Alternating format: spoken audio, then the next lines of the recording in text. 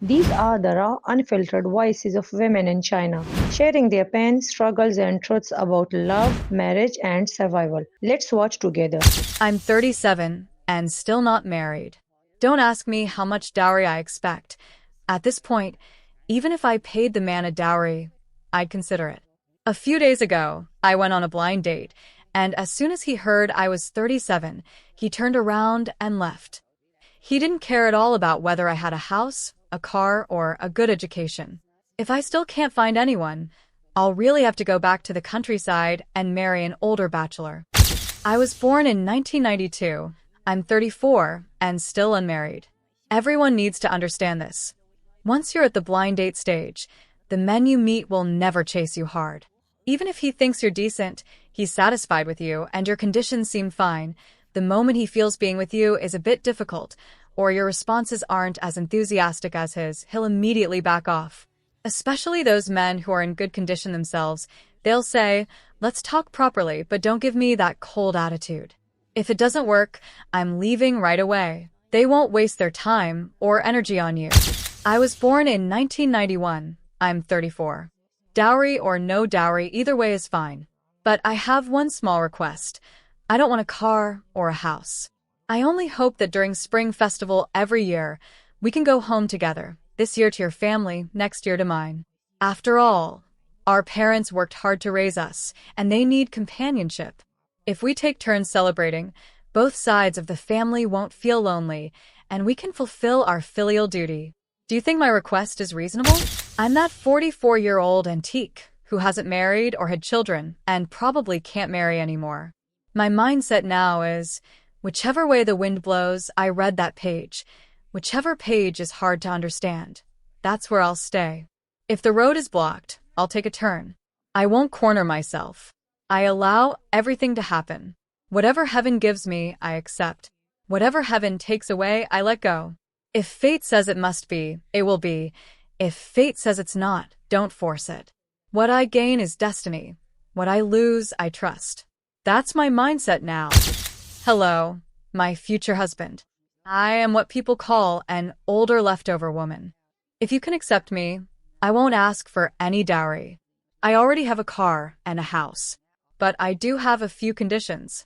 1. No cheating or ambiguous relationships. 2. Don't stay out all night. 3. Don't drink heavily. Take care of your health. 4. Respect both sets of parents. Can you do that? Have you noticed?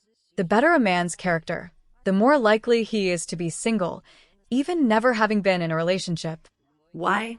One of my female clients told me, the guy I introduced her to last time was indeed a good person, but overall he was too stiff, and conversations were boring. He'd just ask things like, "Have you eaten? Have you slept? Are you off work? What are you doing?" It nearly made her depressed, because she didn't know how to respond. So I asked the guy, "Why do you chat so normally with me, but with girls it turns awkward?" After talking, I realized this man has too strong a moral sense. He won't casually flirt, he's very proper. Unless he's sure the woman likes him, he absolutely won't confess. But once he does fall in love, he'll be extremely loyal. So, friends, if you meet a man like this, you must cherish him. And if you haven't met one yet, you can come try in my C-zone. Can you come to me? From now on, let me support you. Whatever debts you have, I'll help you pay them. All your future expenses, I swear, will cover them. But I only have one condition. If we end up together, please don't leave me. I just want one promise. Someone who will truly care for me and love me for the rest of my life. I want to advise all men and women. It's best to find a life partner while you're still in school. Because once you step into society, you'll realize it's almost impossible to find true love. Outside, it's all schemes and deceit. If a man has no money, women won't look at him. But by the time you have money, the woman you liked has long been married. So, boys, you must be confident. Believe in your future. If you meet a suitable girl, don't give up. Don't think, "I'll find better later," because you won't. And, girls, you must learn to take initiative. The boy you like will probably be liked by many girls too. If you take the first step, your chances will be much higher. Smart men, please let go decisively. With just one sentence, You can become a woman's lifelong pain. I'm sorry, I'm leaving. I can only be with you this far. From now on, I won't disturb you anymore. I'll always thank you for being by my side. I was happy. Right now, I haven't completely let go, but I really can't keep running toward you. Don't ever doubt my sincerity. My feelings for you were always real. You were my only obsession. Now that we've come to this ending, I feel regret and pain, but no regret about loving you. I've stepped back. I've walked away. Let's end it here. Whether you love me or not, whether you care or not, I know. I'm not a fool. Looking back, every detail gave me the answer. I knew. I understood. Love fades, promises expire, and eventually we part ways. But I kept lying to myself, always believing maybe we'd be the exception, that you were my one and only. In the end, I realized there are no exceptions in this world. Why don't rich people want to get married anymore? Do you think rich people are stupid?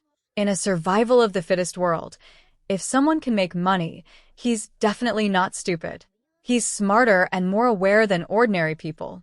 He knows very clearly, if a woman stays with me for a year without marriage, maybe I just give her some living expenses, at most a few $100,000. But once we're married, if I earn $10 million in a year, I might have to split $5 million with her. Do you think he can't do the math?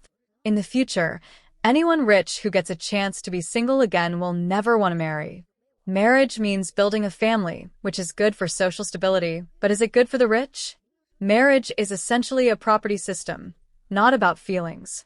Whoever earns money loses out, because whoever has money bears the risk. Divorce means half is gone instantly.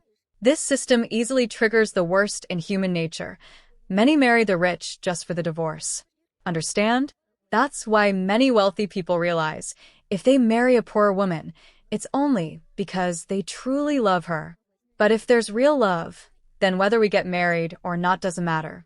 If we have kids, I'll raise them. We'll live together. Food and shelter won't be an issue. It's basically the same as being married. Look at Elon Musk. Who did he marry? He just decides with whom to have children, as long as the partner's genes are good and looks are nice. Two people discuss it. Your genes are good. Mine aren't bad either. Let's have one. That's it. Actually, China is already sending this signal. Cities like Chengdu, Shenzhen, Shanghai have laws. No matter how a child is born, they can be registered. The meaning is very clear. As long as it's consensual, no harm done, both happy, there's no need to tie people down with marriage. Of course, if you meet a really good woman, your families match, or you've known each other since childhood, or she's truly nice and families understand each other well, then fine. Marriage is okay. What do you think?